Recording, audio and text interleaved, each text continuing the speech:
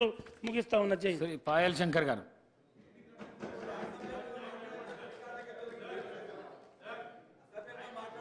అధ్యక్ష,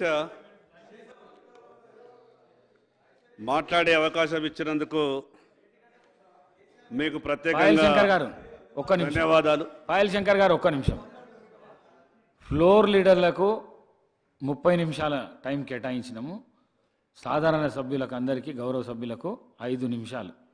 దయచేసి దీన్ని పాటించవలసిందిగా కోరుకుంటున్నాను.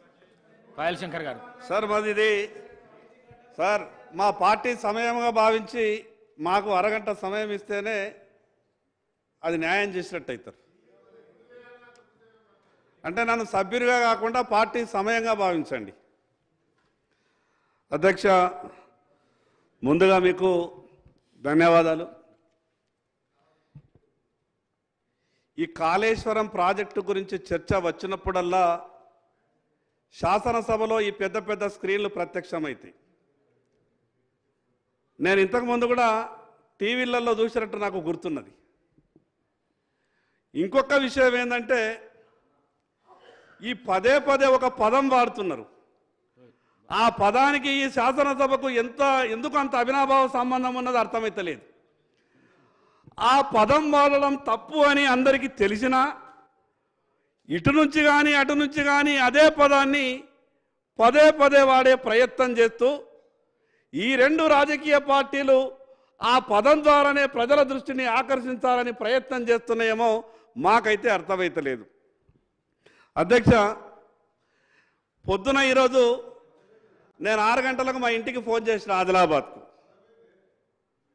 మా మనవడు ఫోన్ లేపి మాట్లాడితే ఎక్కువసేపు మాట్లాడే ప్రయత్నం చేస్తే నేనేమన్నా ఒక మాట అంటే, నువ్వు తొందరగా ఫోన్ పెట్టేరా బాబు, ఇవాళ అసెంబ్లీలో పెద్ద పెద్ద స్క్రీన్లు పెట్టిండ్రు, బాగా అవన్నీ చూపిస్తారట, నేను కొంచెం చదువుకున్నా కొత్తగా శాసనసభకు పోయినా కాబట్టి అని అంటే, ఏం పెట్టిండ్రు తాతయ్య అని వాడు అడిగిండు.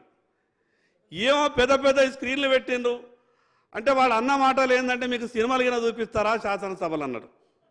అధ్యక్ష, గతంలో కాళేశ్వరం రిడిజన్ గురించి మాట్లాడినప్పుడు ఈనాటి మాజీ ముఖ్యమంత్రి గారు ఆ రోజు ముఖ్యమంత్రి హోదాలో ఇక్కడ నుండి ఉత్తమ్ కుమార్ రెడ్డి గారు మాట్లాడినటువంటి మాట కూడా, వారిని అన్నటువంటి మాట కూడా నాకు ఇప్పటికీ గుర్తొస్తున్నది. మరి ఎందుకు ఇటువంటి ఈ గొప్ప శాసనసభలో ఆ రకమైనటువంటి పదాలు పదే పదే వస్తున్నప్పుడు ఆ రకమైనటువంటి పదాలు వాడడం వల్ల శాసనసభకు ఉన్నటువంటి గౌరవాన్ని దిగజార్చిన వాళ్ళం అవుతామేమో అని కొత్తగా వచ్చినటువంటి సభ్యున్ని నాకు అనిపిస్తున్నది.